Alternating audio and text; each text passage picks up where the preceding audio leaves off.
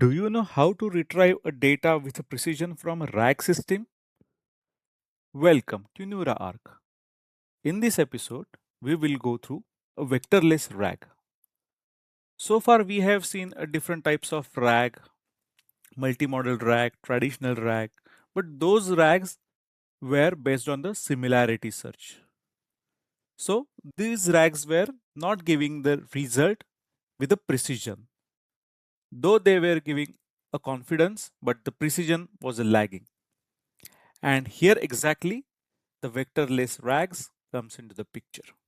So in this episode, we will go through the vectorless RAG, how the vectorless RAG works, how they help us to retrieve a data with a precision. That is what we are going to see in this lecture. So let's begin.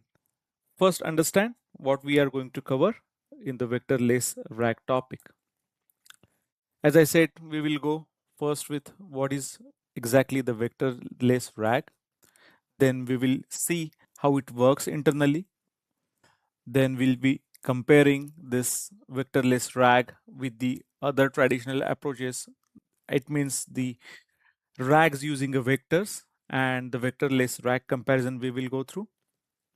Then we will see the real world example, how use case can be turned into the vectorless RAG.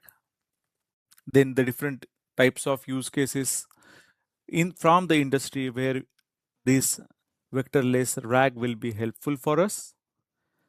Then definitely we will see some limitations of the vectorless RAG where it doesn't fit properly.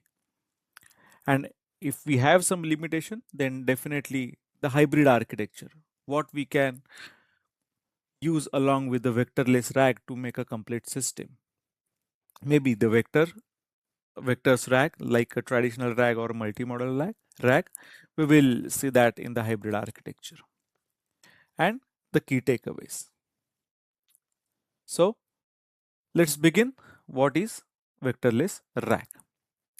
So vectorless RAG is a typically contains the four steps, that is accepting a user input from the natural language, then the query rewriting, structural retrieval, and returning a result. A query rewriting is a very important part in the vectorless RAG.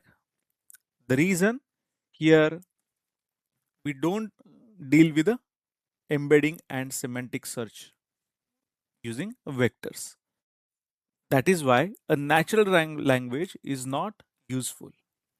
In the vectorless RAGs, basically the data sets are stored in the data types or databases such as SQL database, Postgres, and so on, the traditional one, right? And when user gives natural language, that needs to be rewritten. So basically, SQL queries, filters and aggregations, keyword based search, or maybe sometimes invoking APIs, this is actually fundamentally different things as compared to the vector based RAGs. So how the exactly pipeline looks like for vectorless RAG? So the pipeline will looks like a similar user query, understanding and rewriting, then structural retrieval and response and respond. But it differs at two key levels. The first is intent translation, where we are actually using LLMs to convert a natural language into executable queries, which are suitable for the respective databases such as SQL or Postgres. So basically, this intent translation deals with two steps over here: accepting a user query and then rewriting it. Once the user gives a query, that is getting converted into the language which database can understand. Selecting the proper SQL database structure and using those queries will be the main part of the vectorless RAG. Apart from the intent translation, the next subsequent different point is structural retrieval. So as we have seen in the earlier RAG systems, those were the semantic based retrievals. But in the vectorless RAG, these are the precise query. That means they will give you the exact pinpointed values. That is the structural retrieval. Okay. And whatever the output is generated from this structured retrieval will pass to the creating the response. This step is pretty much same and in line with the other RAGs where the LLMs are involved and it will generate the outcome of it. Okay. So now we will see the exact comparison between vectors and the vectorless RAG. Not the vectors, I would say. These are the traditional RAGs where we are using some embeddings. So let's recap how the vector based RAG were working. Basically, in the vector based RAG, we were dividing those documents or inputs, maybe image or something, in chunks, different smaller parts. And then we were converting that into embeddings, getting converted into vectors based on the dimensions that we have provided. If you haven't seen the vector based RAG in detail, go and see our lectures on the traditional RAG that will give you the insight of the how vector based RAGs works. Okay. So apart from that, the vector based RAGs are for unstructured data, the documents, PDF, images, and so on. And as we speak about the retrieval, it was based on the similarity search, not giving the precise value exactly equals to value. It was not like that. It will give you a confidence level, but it will not be 100% precise all the time. So the use cases or the best fit scenarios for using a traditional RAGs are for documents, PDFs, images, or free text, and all that stuff. Where in the vectorless RAG, it works on giving the exact intent. So it always worked on structured data, the data which we stored in the JSON format with proper structure, or most precisely, the data being stored in the SQL databases, right? So these are the structured type of structured data where the vectorless RAGs is the best suited. And unlike the similarity search, it uses the SQL queries, filters, and keywords to search the data and gives the exact pinpointed result out of it. So the best databases for this are the SQL or Postgres or those kind of structural database. The logs or some APIs even could be the best use cases for this. So the main distinction point over here between the traditional or vector based RAG and the vectorless RAG is the vectorless RAG gives the precision of during the generating output, but vector based RAG gives a similarity of the content. That is the key distinction between these two types of RAG systems. So let's take a real world example of a company which is in the shipment, right? And now, not a shipment, it's an e-commerce company where it is expecting some delays in the orders getting placed in the Pune, right? I belong to Pune, so I just took it city as a Pune. Okay. So how it works? So basically, it goes through these three steps. First, we'll be retrieving a data where this natural language query will get converted into the SQL query. Then we will aggregate the context to it, the scenarios which are going to help to generate or to look into the database. We will add those respective context even to the query by rewriting it, and then it will generate the insight which will be passed to the end customer. Okay. Now we will go through the different types of use cases. Before going to the different types of use cases, I'll let you know the query what we just saw, this one. Why are high value orders delayed in the Pune? Such kind of example we are going to see through a code. The next chapter will be focused on the code itself. There we will have a brief walkthrough how the vectorless RAGs works. Okay. So coming back to the use cases. So one of the industrial fit for this vectorless RAG is business intelligence and reporting, where exactly the accuracy matters. Getting the data for the specific date, right? And running some business intelligence on that. We need precision. Other, the customer support analysis.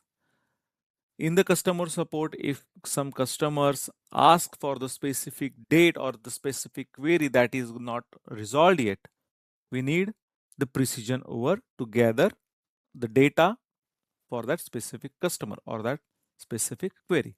Precision matters. Similarity will not work here. Third, the financial transactions being the key industry where the vectorless RAGs required over here, because everybody knows finance need a precision, right?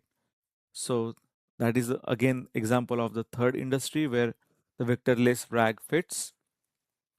Then the DevOps monitoring, again hitting the exact threshold while retrieving a data matters a lot. So again, the DevOps monitoring and some real-time decision-making systems like stock market and all that stuff where similarity won't work, but the precision matters. So these are the few industrial use cases where the vectorless RAG fits in. We cannot go ahead just with the similarity search. But there are some scenarios where vectorless RAG even may not be useful, right? Where exactly those things? So imagine you are running an e-commerce business and the customer's feedback you need to analyze. Now over here, there is no precision, right? You need to understand the semantic because there will be so much synonym, bad product, crappy product, like words have been used by the customer to enter the review, and the meaning is more or less same. But because of precision, you will not be study those reviews. So that is one of the limitation of vectorless RAG, having no semantic understanding. Again, in unstructured data, vectorless RAG fail because it needs a precision. So if you have documents kind of stuff, then it won't work. Then definitely it needs only and only structured data. Again, it's a limitation because you have to arrange the data in organized schemas so that vectorless RAG works. And third, sometimes complex query may fail because of sometimes it may need semantic or something, so it could fail. So we have already seen the example just a minute of back where the semantic search is required and vectorless RAG fails, right? So another example is explain a maternity policy benefits. Now here again, you don't need a precision, right? You need a semantic in order to analyze what have been documented in the policy. So these were the limitations. And that is why in the industry, we cannot just say, I will use a vectorless RAG, I will use a vector-based RAG. No, it's not. It's a hybrid approach. For an example, the earlier example of e-commerce, right? So where we were thinking to use a vector-based RAG for analyzing the reviews of the product. But fetching out the product or working on the inventory, we need a precision where we need vectorless RAGs. So in the actual application, you may end up using hybrid RAG router where you will use a vector based RAGs and even you will use a vectorless RAG. Hybrid RAG router will decide which RAG to be used on the query and it will work accordingly. And then the output will be passed to the LLM for a reasoning. This node is pretty common in both of the systems. Okay, so far so good. So we have gone through the use cases where the vector based RAG can be used and vectorless RAG can be used. So hybrid is the industrial approach. Okay, so the key takeaways, like the execution driven model is achieved using a vectorless RAGs. It needs a structured sources, the databases. It will help us for the real-time precision and it stronger together along with the hybrid RAGs using the other types of RAG to generate the exact output that industry wants. Okay. So in short, not all questions need a similarity. Some needs the precision where the vectorless RAGs comes into the picture. In the next video, we will go through a detailed code, the way it setups the RAG pipelines, and we will take an example of our e-commerce query, why were the orders getting delayed in the Pune or any city. So we will build a small application and we will have a brief code walkthrough in the next video. So stay tuned with us. Happy coding.